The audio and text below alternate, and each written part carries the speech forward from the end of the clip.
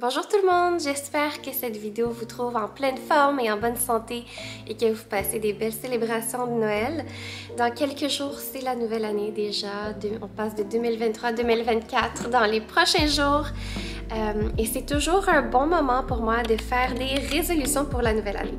Les résolutions de la nouvelle année sont une pratique de l'Antiquité en fait qui retourne, je pense, au temps des Babyloniens qui promettaient à la nouvelle année à leurs dieux qu'ils allaient se responsabiliser, qu'ils allaient payer leurs dettes, retourner ce qu'ils ont emprunté et ainsi de suite. Donc c'est pas quelque chose qui est nouveau et je sais que c'est quelque chose qui est très commun. Ma liste de résolutions est un peu différente aujourd'hui.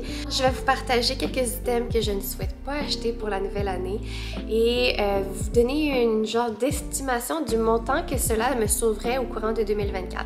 C'est pas une immense somme, mais c'est quand même de l'argent que je vais pouvoir déplacer dans un projet de petit voyage cet été. Alors, pour moi, c'est une belle motivation, c'est un bel objectif et le fait d'établir et de partager cette liste avec vous va pouvoir m'aider à atteindre cet objectif monétaire et à utiliser mon argent de façon plus intentionnelle et plus satisfaisante. Alors, j'espère que vous allez aimer la vidéo et sans plus tarder, voici mes 10 items ou classes de choses sur lesquelles je ne souhaite pas dépenser en 2024. Tout d'abord, j'aimerais économiser sur l'achat de pantalons et de robes, de vêtements en général. J'ai beaucoup de vêtements. J'ai beaucoup trop de vêtements à mon goût. Il y a des vêtements que j'aime beaucoup, mais que je n'ai pas pu porter parce que mon corps a changé. J'ai dû m'ajuster, m'adapter. Alors, au courant de l'année, je vais faire quand même un bon tri au niveau de ce que j'ai dans mon garde-robe, voir qu'est-ce qui me fait, qu'est-ce qui me fait pas, qu'est-ce que réalistiquement va probablement plus jamais me faire. Et mon style a aussi changé dans les dernières années. Je sais que j'ai suffisamment de vêtements pour m'habiller chaque jour de la semaine. Alors, je vais faire l'effort de ne pas magasiner de nouveaux vêtements, mais vraiment d'utiliser ce que j'ai déjà accumulé comme collection depuis les dernières années. Dans la même catégorie de l'habillement, j'aimerais ne pas acheter de nouveaux souliers, de nouvelles paires de bottes, bottines, souliers de course, sandales.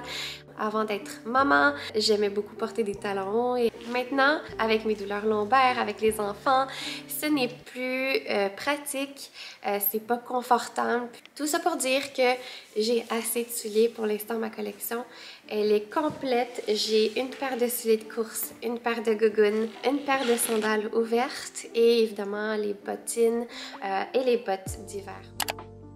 Dans la même catégorie, j'inclus les bijoux et les accessoires. Je me suis acheté une nouvelle sacoche, sacoche porte-cellulaire, si je peux appeler ça comme ça, et une nouvelle paire de lunettes. J'avais perdu ma paire de lunettes favorite et en fait j'en ai acheté deux parce qu'on a maintenant deux voitures et je trouve que c'est pratique d'avoir une paire dans chacune des voitures parce que c'est là que je porte le plus mes lunettes de soleil. Maintenant je suis saturée en accessoires et en bijoux. Je me suis même permise au courant de l'année de m'acheter ces petites boucles d'oreilles et la chaîne en or ici pour aller avec mes boucles d'oreilles. Donc pour 2024, je suis saturée en accessoires et en bijoux. Alors même si l'un ou l'autre de ces items brise, j'ai un doublon. Clairement, j'ai pas besoin de me racheter l'un ou l'autre de ces accessoires en 2024. Ensuite, pour la catégorie maison, un home improvement, je souhaite ne pas dépenser d'argent sur tout ce qui est des systèmes de décoration, tout ce qui est des paniers ou des systèmes d'organisation. Je pense qu'on a assez d'accessoires, on a assez de décors dans la maison, même que dans les dernières semaines, j'ai commencé un decluttering massif de la maison. Je pense avec les décorations de Noël, j'ai eu l'impression que la maison était tellement remplie, ça avait l'air cluttered, ça avait l'air encombré. Alors, j'ai commencé à vider les étagères. Je veux démonter des étagères et des choses qu'on a sur le mur parce que c'est pour moi des occasions d'ajouter des choses sur ces étagères et je ne veux pas, je veux vraiment éclairer mon espace. Je sais que je suis aussi dans mon syndrome de nidation.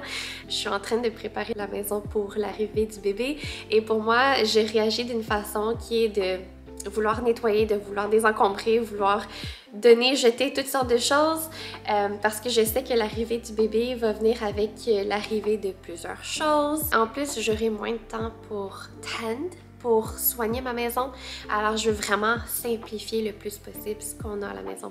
Alors, étant donné que je désencombre et que je me libère de beaucoup de choses, je sais qu'il y a beaucoup de paniers et aussi d'outils d'organisation que j'utilise qui vont pouvoir se libérer de choses. Alors, clairement, j'en aurais pas besoin d'autres en 2024. D'avoir des paniers ou des systèmes d'organisation, c'est des fois aussi une excuse où ça m'incite à garder des choses que j'ai pas de besoin, mais qui sont dissimulées. Alors, le fait de ne pas acheter de nouveaux paniers ou de nouveaux outils va pas m'inciter à garder ces choses que je n'ai plus besoin, que je ne souhaite plus dans mes espaces. Dans la même catégorie de la maison, quelque chose que je ne veux pas racheter en 2024 sont des chandelles. Dans les dernières années, j'avais accumulé beaucoup de chandelles parce qu'à chaque fois que je magasinais et qu'il y avait une chandelle qui m'attirait ou une odeur qui m'attirait, je l'achetais malgré que j'en avais déjà plusieurs en collection à la maison. Je sais pas pourquoi, mais j'aime le look de la chandelle, j'aime beaucoup l'odeur de la chandelle, puis j'ai peur de l'allumer parce que je veux pas la terminer. C'est un peu bête parce que ça defeats the purpose.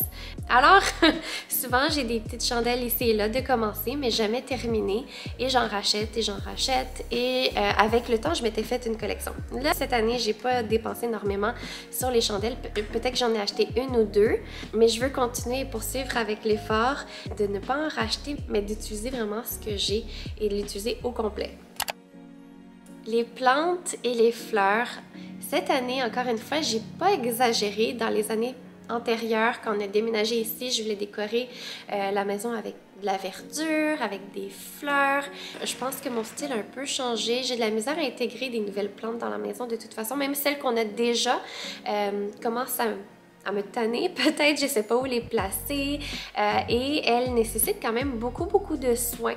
Et je suis très paresseuse sur le soin des plantes et je veux quand même qu'elles soient heureuses dans la maison. Alors, j'y mets de l'effort, mais j'ai plus la motivation ou l'amour d'entretenir mes plantes. Alors, c'est une raison de plus pour laquelle je ne veux pas acheter de nouvelles plantes cette année. Et les fleurs, je trouve que c'est joli, mais c'est joli pendant quelques jours. Selon moi, ça vaut pas la somme qui est mise sur l'achat de ces fleurs. En devenant propriétaire de maison, en devenant maman, j'ai développé une plus grande appréciation pour tout ce qui est des produits ou des gadgets de ménage, et je pense que maintenant ma collection elle est suffisante, elle est complète. On a plusieurs items comme notre aspirateur mop de tissu, on a un aspirateur mop de plancher, on a un aspirateur central, on a une Roomba, et je sais qu'il existe toutes sortes d'autres outils, équipements de ménage fancy. Je vais me contenter de tout ce que j'ai déjà, alors je ne planifie pas d'acheter d'autres équipements de nettoyage. Ensuite, les livres. Encore une fois, cette année, on n'a pas exagéré sur l'achat des livres. On a acheté peut-être la collection de The Lord of the Rings, quelques livres ici et là sur la parentalité, sur des guides, des devotionals pour maman. Alors, on a fait quand même quelques achats de livres. On a toujours des bonnes intentions quand on s'en va à la librairie. On aime la lecture, on veut que nos filles aussi soient passionnées par la lecture.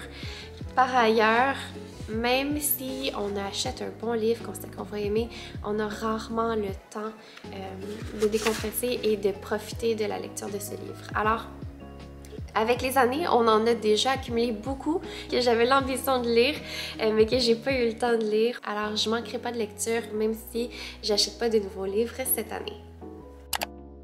Ma prochaine catégorie, c'est le matériel d'art plastique. Mon objectif, c'est d'abord d'utiliser ce que j'ai déjà. C'est juste un peu difficile des fois de trouver le temps pour se lancer dans les projets artistiques, mais justement, ça me donne un bel objectif cette année. De prendre du temps plus pour moi, pour développer mes habiletés créatives. J'ai mon équipement de quilling, j'ai mon équipement de peinture et de dessin. J'ai aussi de l'équipement pour créer des items à la résine. J'ai aussi du matériel pour faire du shrink art, je pense que ça s'appelle. Et j'ai aussi du matériel pour faire de la broderie. J'aimerais utiliser d'abord ce que j'ai comme matériel avant de me lancer dans d'autres projets ou avant d'acheter d'autres matériaux pour ces projets. Ma prochaine catégorie sont les abonnements. Donc en 2024, on ne souhaite pas payer pour d'abonnement. On a un abonnement au Costco, des abonnements cadeaux comme Table Talk et on a peut-être un abonnement qui est actif de boîtes de nourriture. On va commander vraiment de façon exceptionnelle. Comme je planifie en postpartum, peut-être faire l'achat d'une ou deux boîtes de nourriture juste pour me simplifier la vie, pour pas que j'ai à prendre des décisions par rapport au menu de la semaine ou à aller faire l'épicerie avec les 3 enfants dont un nouveau-né. Donc, on a un abonnement actif avec HelloFresh ou Chef's Plate, mais on n'a pas de livraisons qui sont planifiées pour l'instant. On considère peut-être le service Audible, étant donné que c'est un peu difficile pour nous de prendre le temps et de s'asseoir et de lire, surtout quand on veut gérer 3 enfants ou qu'on veut cuisiner et nettoyer. C'est le fun d'avoir les mains libres puis d'écouter des livres. Alors, peut-être que mon point sur les abonnements n'est pas valable et va pas être respecté pour 2024. Alors, je vais le remplacer ou je vais le combiner aux jouets qui sont cheap. Je veux faire très attention avec les jouets qu'on décide de ramener à la maison. Des bébelles pour les filles. On a acheté pour Noël un petit jouet à l'eau avec des anneaux à empiler. Et après 5 minutes de jeu, ma plus jeune a déjà brisé son jouet. Alors, c'était 4 $ sans les taxes, mais au courant de l'année, j'ai remarqué qu'il y a plusieurs petites bébelles comme ça qui ont cassé dans les premières minutes. Alors, c'est de l'argent complètement perdu et si j'accumule cette somme de petites bébelles cheap, ça devient un montant qui est assez important que je préfère utiliser autrement. Alors voilà! J'ai fait une estimation très imprécise. J'ai pas été regarder mes dépenses pour chacune de ces catégories. J'ai regardé un peu autour de moi, dans la maison, dans mon garde-robe pour estimer combien d'argent j'ai dépensé sur chacune de ces catégories de choses. Pour les pantalons et les robes, en 2023, j'aurais dépensé autour de 350 $, en souliers autour de 200 $, en bijoux et accessoires 100 $, en items de décoration, panier ou organisation 90 $, en chandelles 50 $, en plantes et fleurs 50 $, en livres 80 $, en équipement de nettoyage 225 $, en matériel d'art plastique 100 $, en abonnement 120 $. Ça, c'était toutes nos boîtes de nourriture en fait. Et puis, étant donné que j'ai invalidé ce point-là parce que je vais sûrement commander d'autres boîtes de nourriture en postpartum et qu'on va peut-être essayer Audible, je vais ajouter les jouets cheap. Je crois que c'est correct de dire qu'on a dépensé à peu près une centaine de dollars dans des jouets cheap qui ont brisé vraiment vite.